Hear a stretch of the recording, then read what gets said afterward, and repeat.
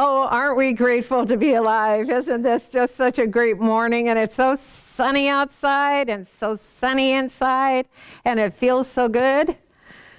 All right, well, as I've mentioned before, I come up with the titles for my Sunday talks each month, sometimes months ahead of time.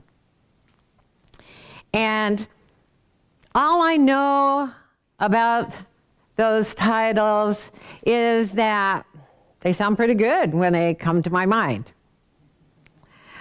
But I don't know what the talk's going to be about, even when I think I know, until I actually start to prepare the talk. But all week long, I'm ready for new spiritual insight, because I've experienced through the years that often during the week that precedes a talk, the universe, my inner being, the vibration of creation, gives me a subtle and sometimes not so subtle hint through some event or experience in my life that it's going to turn out to be a good example for the talk ahead. Like that trip to the ER last year, or when my furnace went out on a really cold day this winter. All good things to be able to relate to. And so each Sunday, once the service is over, my focus turns to the title of the next Sunday's talk and what it might mean. The happenings in our life, all of our lives, whatever they are, give us plenty to contemplate for greater spiritual awareness if we're open to it, and if we let those experiences do that. The poet and mystic Rumi wrote, "What you seek is seeking you." And that's true for all of us in every moment of every day. We decide what we want to know, what we're seeking to see and experience. And there it is, right in front of us, right before our eyes, if our spiritual awareness is open to see what it might be about. However, sometimes something becomes such a clear, instantaneous miracle in our awareness that we don't even need to figure out the metaphor. It's just right there. So clear and beautiful. And that was my experience this past week. The awareness was so clearly sent to me, there for me, that it seemed as if it had come to me in holy gift wrap with my name on it. Now, as it's been mentioned, the title of today's talk is "Can You See Through Me?" And the title actually came to mind a few months ago when I was listening to an Abraham Hicks recording. And Abraham was saying that some people who normally see auras and energy often see light between Esther's fingers when they're watching her. And then Abraham suggested that everyone present where this was taking place try to do the same, but not just to see light between Esther's fingers, but to look just beyond her physical form, as if they were looking through that form to the energy sourcing her and giving her life. They said the farther back you are, the more you can see. And I thought at the time how interesting it was to be reminded that the pure, positive energy of life, the divinity behind our humanity, is always present. It's always there. Because most of the time it seems that we associate being able to see through someone as negative. Because we often think that our being able to see through someone is our ability to see through their phoniness, or their false sincerity, or their ulterior motive. And we're often proud that we're not fooled by someone's positive pretense.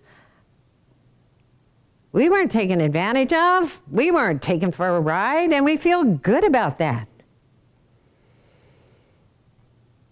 But how often, if ever, do we attempt to see through someone's rude behavior, or their defensiveness, or their downright meanness, so that we can see? Perhaps not with our physical eyes, but with our spiritual awareness. The pure, positive energy that's sourcing that person and giving them life, no matter what. We said it again this morning, and we've been saying it all this month, that God is all there is to all that is. No exceptions. No matter what misperceptions of anyone or anything may appear to us. Without the life force that is the one source, the pure positive energy of love that creates worlds and creates in our life, nothing and no one could appear to be anything at all, no matter what we think we're seeing. But how, whoever and whatever appears to us is up to us individually.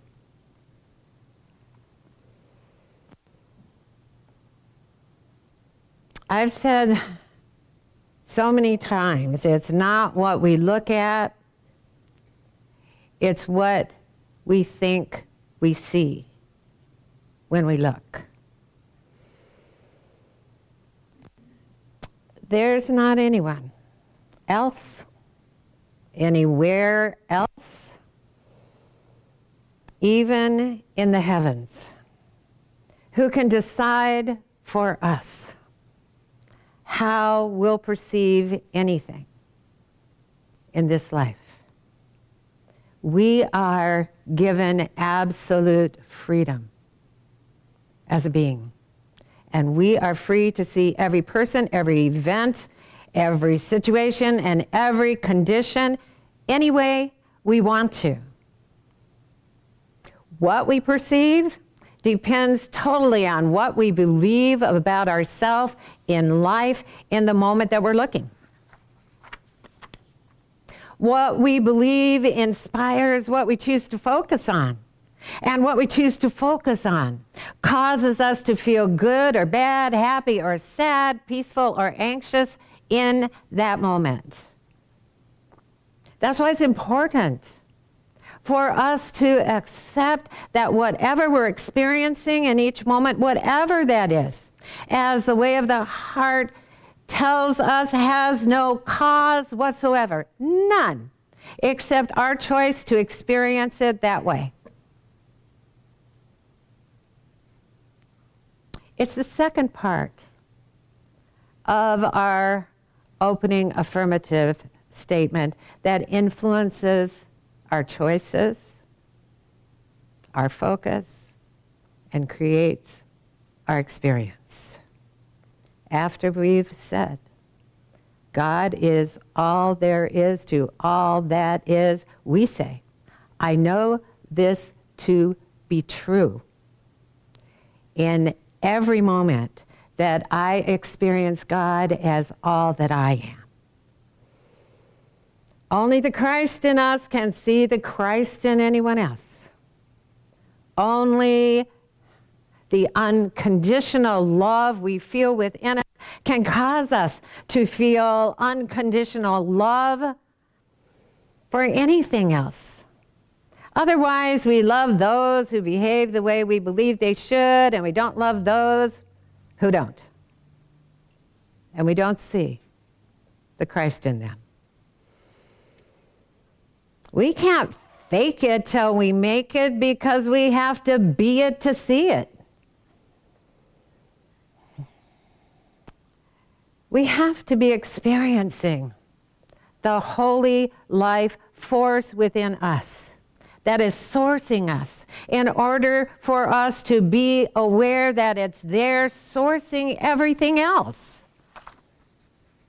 Whatever we're seeing in the world are the images in our mind shaped by what we believe is there. What we feel about whatever we believe we're seeing is our experience of it, and our only experience of it, and it doesn't matter how anyone else is experiencing it. Abraham Hicks tells us the universe has to give you what you expect and always does. But you have to train yourself into positive expectation. If what we're perceiving is causing us to feel negative emotion, unloving, unsafe, frightened, we'll experience the manifestation of our own negative expectation. It's how it goes.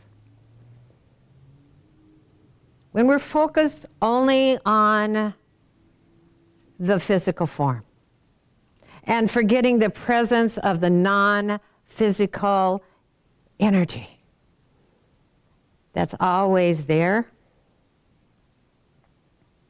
we're in a yeah but mindset. I mean, God is all there is to all that is everywhere but here. Not from what I can see.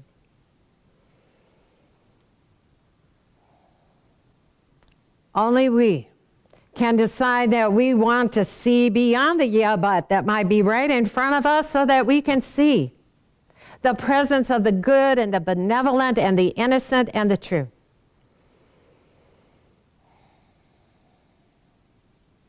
So, you may or may not be wondering how the universe brought this particular talk home to me.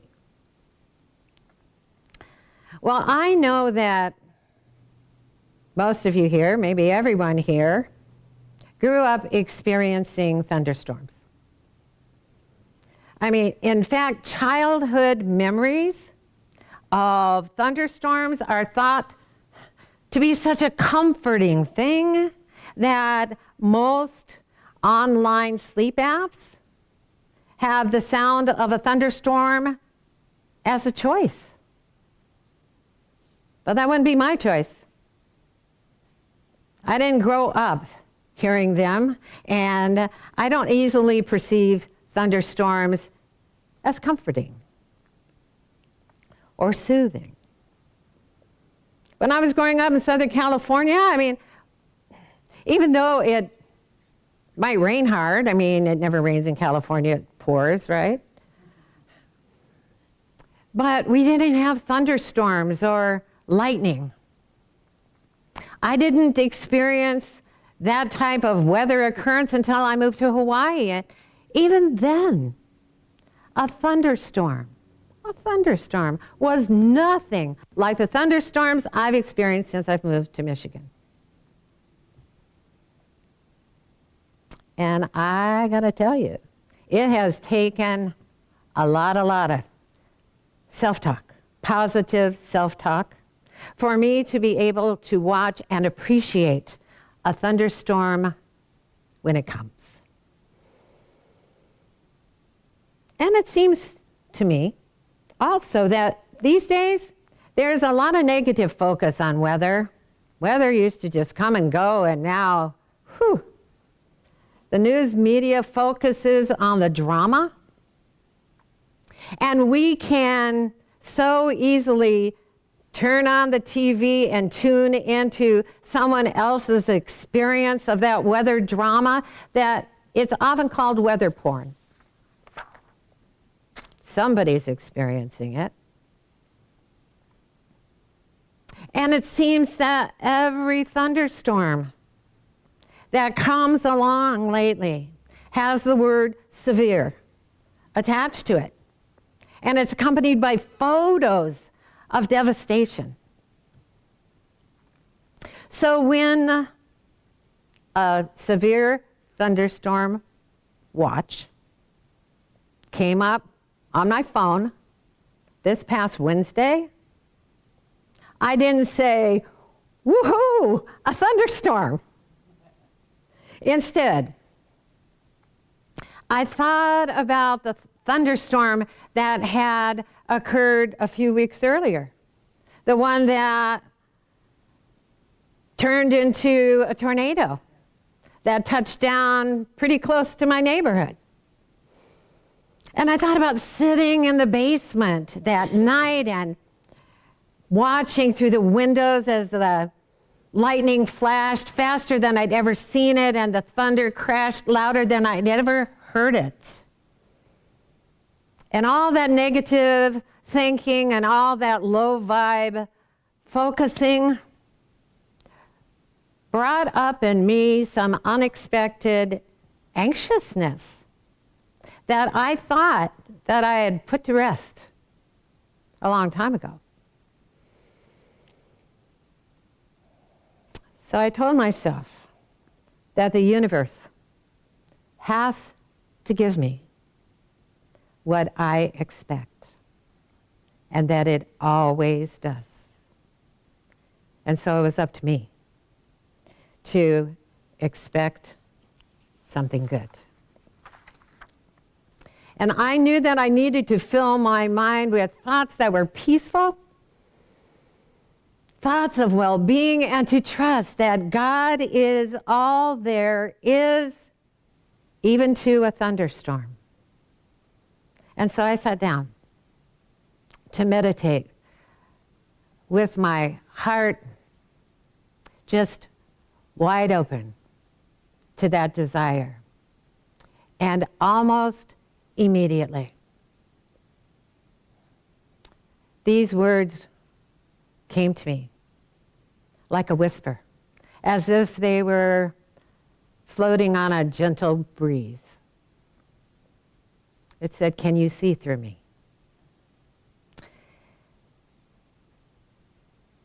And I knew, I had no doubt that the thunderstorm was speaking to me and asking me if I was willing to see God, not only behind it, but within it. And as I allowed that request of love to sink deep in my heart, I knew that I could. And I felt peaceful. As it turned out, even though it rained a lot and even though the wind blew, there was no lightning or thunder overhead. The way of the heart tells us life wants to breathe through you as magically and powerfully as it breathes through a thunderstorm or the leaf on a tree or the radiance in a newborn baby's eyes. That life is what you are. That life is the presence of God's love. The ocean, the depth of the ocean welling up in the waves of creation.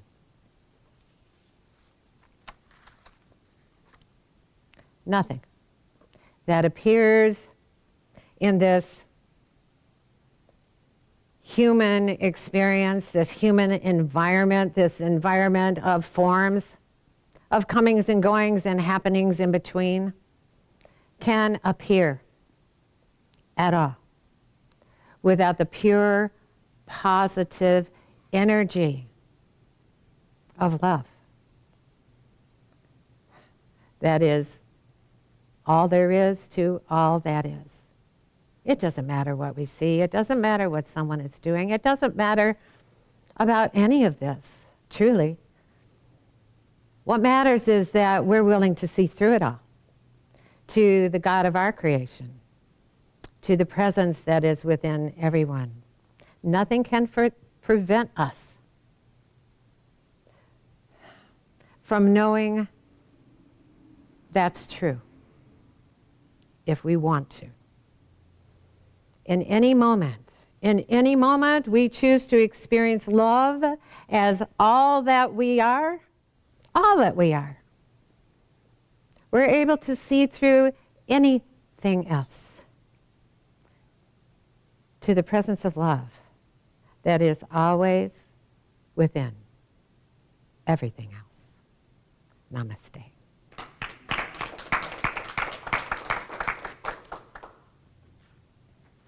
I know I'm probably going to hear just wonderful stories after service about how much y'all love thunderstorms.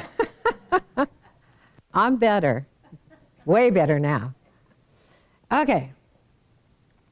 Well, this is the time of our service when we get to say thank you. Thank you for being here. Thank you. Thank you for wanting to share who you are in the ways that you do here.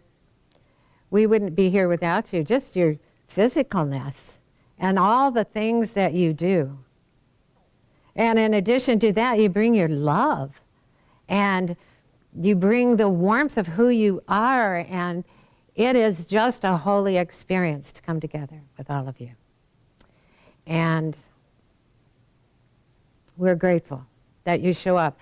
And we're grateful for those who show up live stream and find us on video, and because I know that there are those of you who are unable to be here because you don't live close, that are supporting us, supporting what we do and supporting all of this.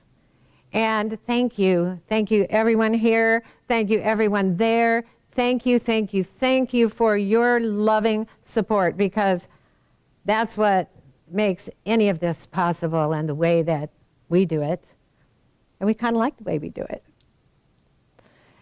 So if you like the way we do it, and you are wondering how you can help us do it some more, then our treasurer, Dr. Jamie Phillips, is here to tell you how.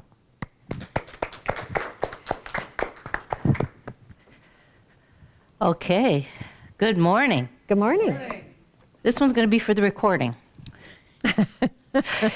If you are not here and you'd like to donate to the Life Enrichment Center, you can do so by going to our Facebook page. It is facebook.com/Life Enrichment Center, and there's a donate button on that page that you can click on and put in your donation. You can go to our website, lecflint.com. There's a donate button on that page, as well as this week's video in the next couple days, and donate that way. You can go to PayPal. Our email address for PayPal is lec2512@gmail.com, and you can donate to us that way. Or you can send a check to our P.O. Box, Life Enrichment Center, 321-294, Flint, Michigan, 48532. And if you're here in the sanctuary, we will be doing an offertory while we listen to Daniel Namad and Nemo Patel singing Grateful. And then Reverend Stephanie will be up for a gratitude prayer. Thank you so much.